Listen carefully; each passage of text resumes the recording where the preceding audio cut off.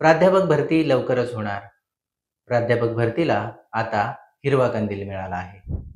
प्राध्यापक भरतीच्या दृष्टीने सकारात्मक हालचाली सुरू झाल्यात. प्राध्यापक भरतीसाठी आता नवीन निकष आलेले आहेत. प्राध्यापक भरती लवकरच जाहीर होईल. नवीन जाहिराती काढल्या जातील. अशा या ना अनेक मथळ्यांचे शीर्षक असलेल्या बातम्या आपण गेल्या काही दिवसांपासून पाहत आहोत. परंतु प्राध्यापक भरतीचा प्रश्न खरंच सुटला आहे का? त्या दृष्टीने नेमक्या काय हालचाली होत आहेत आणि प्राध्यापक भरतीमध्ये पुढे कोणत्या अडचणी येऊ शकतात, या आणि अशा अनेक विषयांवर सविस्तर माहिती जाणून घेण्यासाठी हा व्हिडिओ. नमस्कार, मी राहुल शिंदे आणि आपण पाहताय युजू वार्ता. राज्यातील अकृषी विद्यापीठे व संलग्न महाविद्यालयातील प्राध्यापकांची रिक्त पदे भरण्याबाबत शासनाकडून हालचाली केल्या जात आहेत. असे दिसून येत असले तरी प्राध्यापक भरतीमधील सावळा गोंधळ अद्याप मिटलेला नाही. येत्या 2 महिन्यात प्राध्यापक भरतीला म्हणावी तशी गती मिळणार नाही. त्यामुळे प्राध्यापक भरतीला 2026 उजाडणार आहे. सध्या विद्यापीठातील रिक्त पदे भरण्याबाबत शासनाने विद्यापीठांना निर्देश दिलेले आहेत. परंतु 6 ऑक्टोबर 2025च्या GR नुसार प्राध्यापक भरती केल्यास अनेक विषयांना प्राध्यापक मिळणार नाहीत असे बोलले जात आहे. त्यातच या नियमावलीत केवळ PhD, MPhil चा विचार झालेला आहे. पोस्ट डॉक्टरेटचा विचार केला गेलेला नाही. तसेच वेगवेगळ्या विद्यापीठातून घेतलेल्या पदव्यांना वेगवेगळे गुण दिले जाणार आहेत. यास प्राध्यापक संघटनेने आक्षेप घेतला आहे. त्याचप्रमाणे पुढील 15 दिवसात विद्यापीठाकडे प्राप्त होणाऱ्या उमेदवारांच्या अर्जाचा आढावा घेऊन प्राध्यापक भरती संदर्भात तयार केलेल्या नियमावलीमध्ये बदल करण्याची आवश्यकता आहे किंवा नाही याबाबतचे चित्र स्पष्ट होणार आहे. राज्यात प्राध्यापकांची सुमारे 11,500 पदे रिक्त आहेत. त्यातील 5,000हून अधिक पदे भरण्यास शासनाने अनुकूलता दर्शवली आहे. परंतु अजूनही वित्त विभागाने या संदर्भात निर्णय जाहीर केलेला नाही. उच्च शिक्षण विभागाकडून विद्यार्थी संख्येच्या आधारावर प्राध्यापकांच्या रिक्त जागा भरण्याबाबतचा आढावा घेतला जात आहे. त्यात सध्या कला, वाणिज्य, विज्ञान अभ्यासक्रमाच्या महाविद्यालयात विद्यार्थ्यांची संख्या कमी झाल्याचे दिसून येत आहे.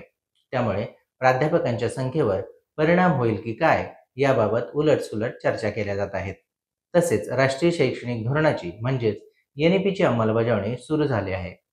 प्राध्यापक NEPचे नवीन विषय शिकवत आहेत. त्यामुळे या विषयांसाठी किती प्राध्यापक लागतात याचाही आढावा घ्यावा लागणार आहे. या सर्व बाबींचा विचार केला तर प्राध्यापक भरतीबाबत अजूनही चित्र स्पष्ट झालेले नाही. आता या संदर्भातील गंभीर विषयावर आपण बोलूयात. केवळ विना अनुदानितच नाही तर अनुदानित महाविद्यालयांमध्ये पारंपरिक अभ्यासक्रमांना प्रवेश घेणाऱ्या विद्यार्थ्यांची संख्या कमी झाली आहे. काही महाविद्यालयात विद्यार्थी कला, वाणिज्य, विज्ञान या अभ्यासक्रमास प्रवेश घेत असल्याचे दिसून येते. परंतु प्रवेश घेतलेल्या विद्यार्थ्यांपैकी 50% विद्यार्थी सुद्धा वर्गात बसलेले दिसून येत नाहीत. तसेच काही महाविद्यालयात असे काही विषय आहेत की ज्या विषयांसाठी एकही पूर्णवेळ प्राध्यापक उपलब्ध नाही. CHV धारक प्राध्यापकांवर काही विभाग सुरू आहेत. असे असले तरी कालबाह्य झालेल्या अभ्यासक्रमांना विद्यार्थी प्रवेश घेत नसल्यामुळे प्राध्यापक अतिरिक्त ठरण्याची भीती निर्माण झाली आहे. हीच परिस्थिती राहिली तर प्राध्यापक भरती कोणासाठी करायची हा प्रश्न निर्माण होऊ शकतो. कारण पारंपरिक अभ्यासक्रमांची पदवी पूर्ण केल्यानंतर विद्यार्थ्यांना रोजगार मिळत नाही. ही सद्यस्थिती आहे. या अभ्यासक्रमांमध्ये सुधारणा झाली नाही तर पुढील 5 वर्षात खरंच किती विद्यार्थी या अभ्यासक्रमास प्रवेश घेतील हा चिंतन करण्याचा विषय ठरेल. सध्या केवळ विद्यापीठातील विभागांमधील रिक्त पदांच्या भरतीबाबत चर्चा केली जात आहे.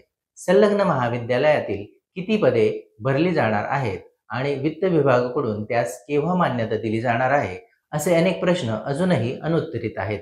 त्यामुळे गेल्या काही दिवसांपासून महाराष्ट्र नवप्राध्यापक संघटनेने उच्च शिक्षण संचालक कार्यालयासमोर आंदोलन सुरू केले आहे.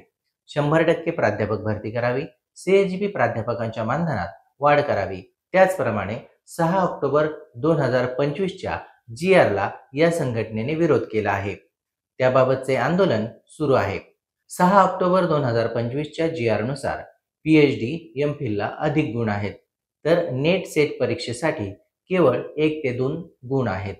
या गुणांमुळे लाखो उमेदवार या भरती प्रक्रियेच्या बाहेर फेकले जाण्याची भीती निर्माण झाली आहे.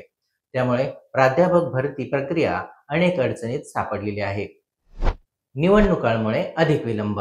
लोकसभा व विधानसभा निवडणुकांमुळे विद्यापीठातील विविध पदांची भरती प्रक्रिया यापूर्वी रखडली होती. आचारसंहिता जाहीर झाल्यामुळे प्राध्यापक भरतीत अडथळे आले होते. त्यात आता पुन्हा एकदा स्थानिक स्वराज्य संस्थांच्या म्हणजेच महानगरपालिकांच्या निवडणुकांची आचारसंहिता जाहीर होणार आहे. त्यामुळे पुन्हा एकदा प्राध्यापक भरतीचा मुहूर्त पुढे जाणार आहे किंवा चुकणार आहे. परंतु या सर्व विलंबामुळे शैक्षणिक गुणवत्तेवर परिणाम होत आहे. प्राध्यापक नसल्याने राज्य विद्यापीठांचे NIRF रँकिंग घसरत चालले आहे. त्यामुळे प्राध्यापक भरतीला अधिक विलंब करणे हे महाराष्ट्राच्या शैक्षणिक हिताचे नाही. प्राध्यापक भरतीबाबत सर्व सकारात्मक असले तरी सकारात्मकतेला कालमर्यादा आणि गतीची आवश्यकता आहे, हे विसरून चालणार नाही. कारण हा प्रश्न राज्यातील विद्यार्थ्यांच्या शैक्षणिक भवितव्याचा आणि उज्ज्वल आयुष्याचा आहे. त्यांच्या आयुष्याशी खेळणे हे महाराष्ट्राच्या हिताचे ठरणार नाही, एवढेच या निमित्ताने सांगता येईल. तुम्हाला हा व्हिडिओ कसा वाटला हे नक्की कळवा आणि एजू वार्ताला सबस्क्राईब करायला विसरू नका.